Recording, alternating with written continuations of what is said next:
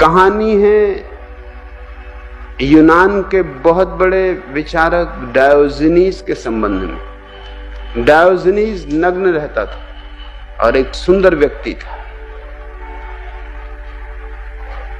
अति बलशाली व्यक्ति था। उन दिनों सारी दुनिया में दासता की प्रथा थी। आदमी बेचे जाते थे जैसे जानवर बेचे जाते। 4 चोरों ने देखा इस आदमी को। उन्होंने बहुत आदमी देखे थे, लेकिन ये मूर्ति की तरह सुदृढ़, ये गढ़ा हुआ आदमी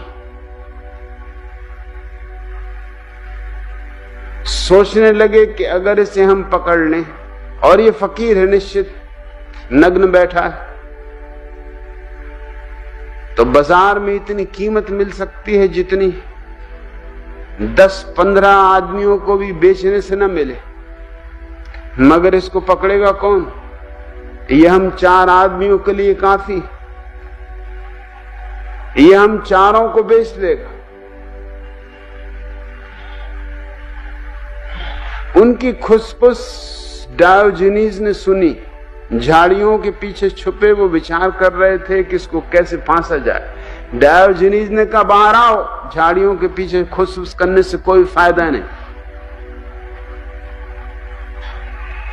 मुझे बेचना है, मुझसे प्रार्थना करो।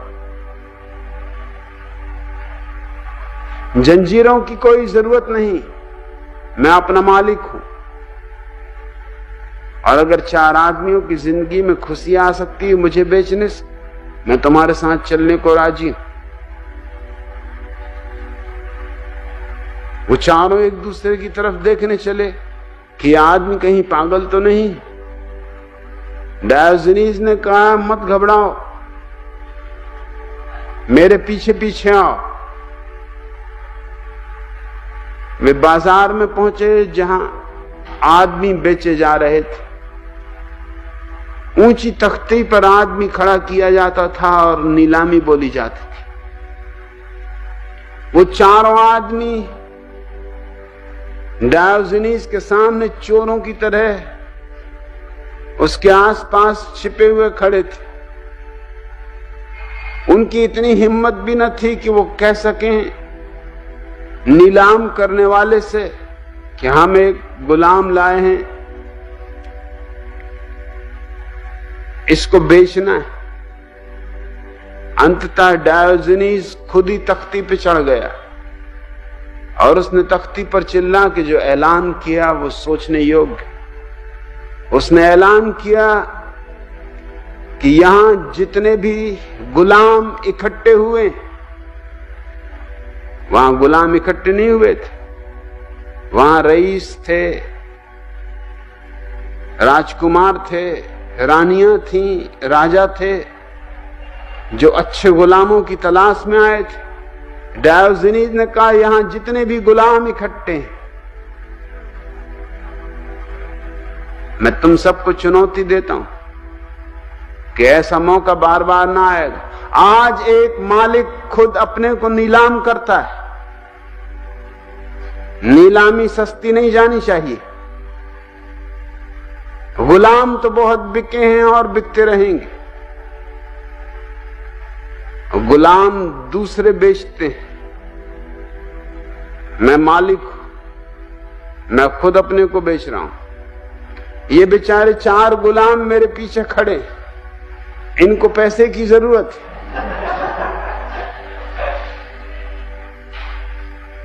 तो किसी की हो हिम्मत मुझे खरीदने की तो खरीद ले। वहां एक सन्नाटा हो गया। वो आदमी इतना मजबूत था तो उसे खरीदना भी सोचने की बात थी कि इसे खरीदना कि नहीं। कोई झंझट खड़ी करे, घर पहुंच के कोई उपद्रव खड़ा करे, रास्ते में गर्दन दबा दे,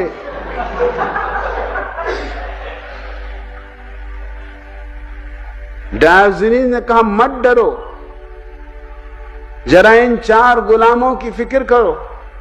ये बेचारे मीलों मेरे पीछे चल के आए, इनकी इतनी हिम्मत भी नहीं है कि ये कह सकें कि मुझे बेचना। इनकी बोलती खो गई। खरीद लो, बिल्कुल घबराओ मत, मैं किसी को कोई नुकसान नहीं पहुंचाऊंगा। मालिकों ने कभी किसी को कोई नुकसान नहीं पहुंचाया।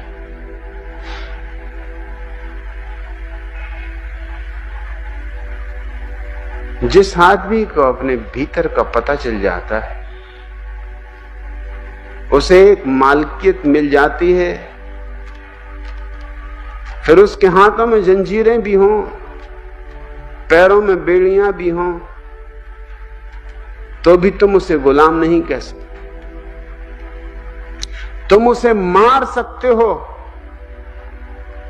लेकिन उसे गुलाम नहीं बना सकते।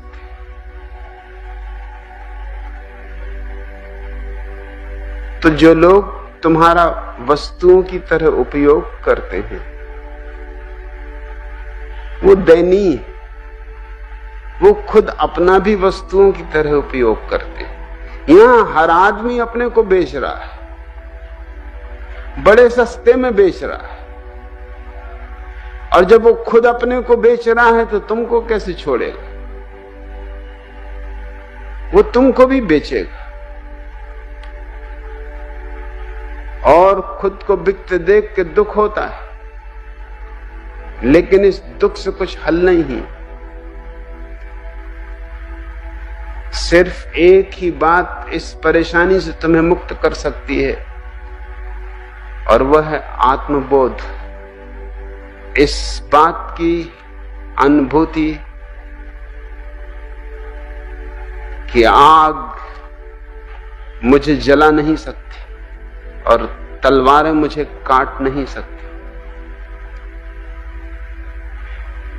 फिर क्या हर्ज है कि तुम किसी के थोड़े काम आ गए, और वो ना समझ है कि उसने समझा कि उसने तुम्हारा उपयोग कर लिया।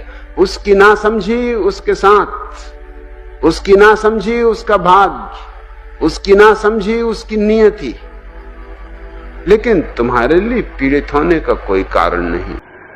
ऐसे ही ध्यान में रोज विरलता आती जाती, फिर एक दिन जिसे हम मैं कहते हैं वो साबुन की बबूले की फिल्म की तरह टूट जाता।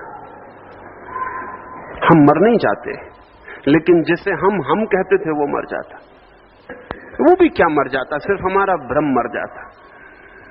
और वो जो हमारे भीतर विराट, हमारे बबूले के भीतर बंद था, विराट के साथ एक हो जाता। उस दिन नृत्य है, उस दिन संगीत है, उस दिन कला है, उस दिन सृजन है।